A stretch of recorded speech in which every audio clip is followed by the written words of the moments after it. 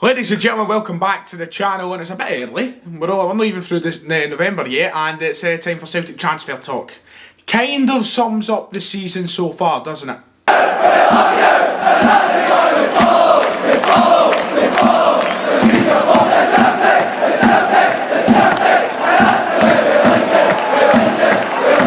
Right then, as happy as I am that this series is returning, because it's one that draws the most views to the channel, and as happy as I am to be talking about a specific individual in today's video, let me just start the video by talking about what a shambles it is that we're actually having to have these conversations so early on in the season. Of course, Celtic are yet to return from the international break. Any club is yet to return from the international break, down to the fact that, you know, we need to wait, and we play Hibs at the weekend, but the fact that we're talking about potentially signing players to improve our squad in the November of the season, before the windows even began, is a shambles. We've started the season so badly. I mean, some people may say that's an over-exaggeration, but it's the truth. I mean, when you get beat 4-1 off in Sparta Prague reserves, it is so badly. And we came off the back of what looked to be our best transfer window in years. We were all hyped up. We were all singing the praises of Peter Law and Neil Lennon for the recruitment of the summer window. And it's came back to fall right in its arse, to put it quite bluntly. It's been a disaster. You know, you look at Barkas, £6 million, £6 million spent on him. He's not even in the team now. Scott Baines took his place, the boy that we signed for Dundee. And then you look at Shane Duffy, who was meant to be the man to come in and change the squad, absolutely garbage. And it's been a window which hasn't really lived up to the expectation that we've had. And the fact we're looking at these areas now in the pitch of areas still to improve, despite spending big sums of money in both Barkas' transfer fee and Duffy's loan fee, it really has turned out to be a nightmare scenario for Celtic. And the fact I'm sitting here doing a transfer talk already has actually taken me aback a bit to sit and think about what's went wrong. There's a lot of things Celtic need to change. A lot of things we have to improve. And that starts this weekend. You know, we come back from this international break now. Hibs at the weekend is going to be huge. And it's really going to, I think, set the tone for the next few weeks. It's now a chase to catch up with Rangers. We're 9 points behind. Yes, 2 games in hand, but it's not going to be easy. You know, it's tough games everywhere we go. And as Celtic have shown us already this season, the games we should be winning, we shouldn't exactly go in expecting to win nowadays. You know, I went out that Prague game thinking, okay, at least this is 3 points in the Europa League. And I'm sure that's going to happen over the course of the season for both Celtic and Rangers. Defeats that we don't exactly expect, although Rangers at the moment are looking unbeatable.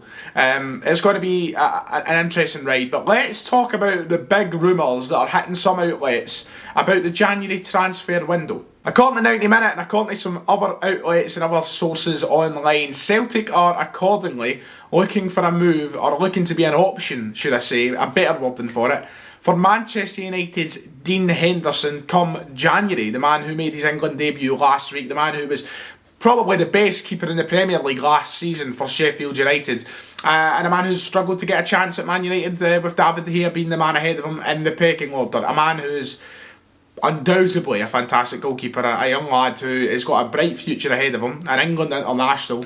You know, he's pretty much a dream signing for Celtic. What are the chances of it actually happening? So let's talk through the story between both clubs and how this could come about, and how I'm going to give my opinion at the end, whether or not I think it's a realistic signing for Celtic, if it's something we can actually expect to see, the pros and the cons, and what it means for Vasilis Barkas as well.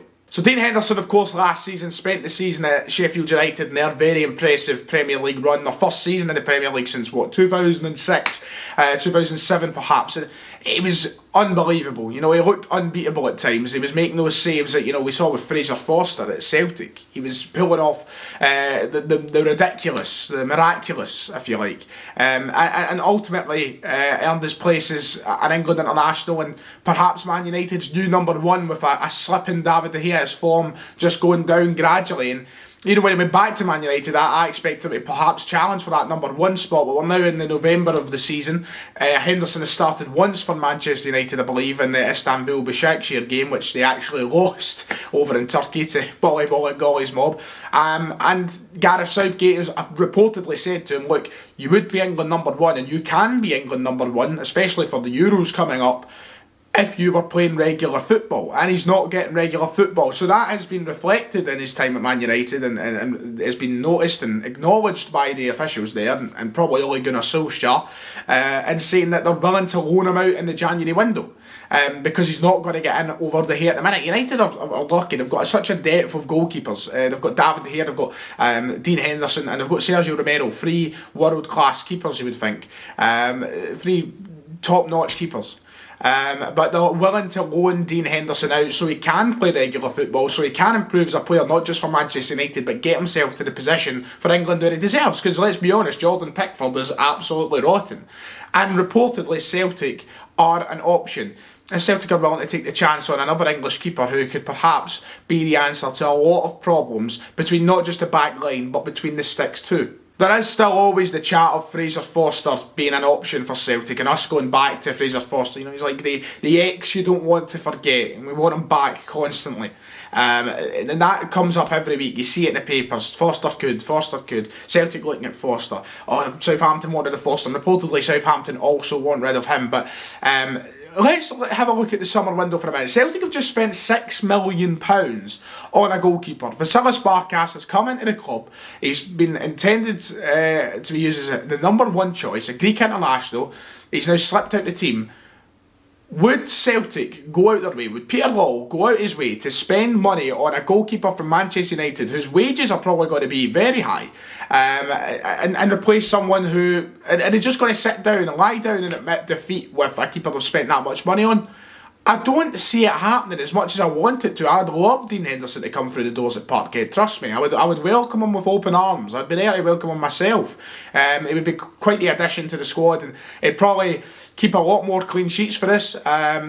You know, it's just weird though. Would we accept defeat with Barkas? Are you as fans? This isn't me coming across on one side of the fence and trying to antagonise other people on the other side. But this is me asking a genuine question to the people watching the video right now. If you're watching, are you willing to just call it quits with Barkas, sign someone else, move him on in the coming months, coming years? Is that what we're kind of accepting as Celtic fans? Because I've always put across the notion with Barkas that I feel bad for him, and I do, and I believe he'll come through. I just don't know how much patience as fans we can have, especially in a season of such significance. I've always had this notion that he'll come through and his confidence will arrive, and we'll see how good a keeper he can be, because we've seen it as opposition. When we played AEK Athens, it was great. And we know how good he's been bigged up to be as well in Greece, playing for Athens. He's played the Champions League, he's played at the top level in Greece, he's played internationally. I have a feeling he will come through. I feel bad for him because of that back line in front of him. It's been shambolic all season, and when you don't have confidence in the line in front of you, you're hardly going to have confidence in yourself. Look, a lot of people will be saying, well, Fraser Forster single-handedly won us a cup. Fraser Forster made saves that when the back line were dodgy were unbelievable. Fraser Forster's a different animal. Fraser Forster is genuinely one of the best keepers I think that will pass that this country's, like, you know, waters in probably our lifetimes. He was that good, and he's one of the best keepers to be in the Premier League. It's just a shame he's not getting played. We're not going to match the level of Forster, I don't think, but we can come close, and I think it will come with Barkas' confidence. Are you as fans ready to pass that away? Are we ready just to move on, bring Dean Henderson in? Let me just put it like this. Dean Henderson is on £120,000 a week, reportedly, at Manchester United. If Celtic were to sign him on loan for even 6 months, you're talking at least 50, probably 50% of the wage having to be paid. We're probably going to have to pay £60,000. When we've already spent £5-6 million on a keeper at the club as it is, I think the chances of the move are very slim to none. I think that Dean Henderson will probably himself have better offers in his eyes. I don't think there's many better offers out there than coming to Celtic in a season like this, and also getting the chance to play, well, by January we might not be in Europe, but I don't think there's many better options than Celtic from my point of view. But Dean Henderson will be looking at, you know, if he gets a club in the Premier League who are willing to take him on and play him every week, you know, even if it's down at the bottom of the table like he was with Sheffield United initially, then, you know, he's got to take that move every day of the week. He's got to play in the Premier League. He wants to be there. That's the league for him to make his name. He's probably seen Fraser Forster, for goodness sake, should be in the England squad after his performances with Celtic last year, and he's not. So Dean Henderson will acknowledge things like that when choosing a club, and if Celtic was an option. I don't think it will happen. I would love it to happen, trust me, and if there is any update on it, I'll be sure to be speaking about it on the channel as quickly as possible and giving all my insight and opinion to it. But Dean Henderson to Celtic, what do you think? Is it a reliable option? Is it a realistic option? Are you ready to pass off on Barkas? Let me know all of your thoughts in the comments below. It's been a pleasure as always. Make sure to hit like and subscribe, and I'll see you all next time.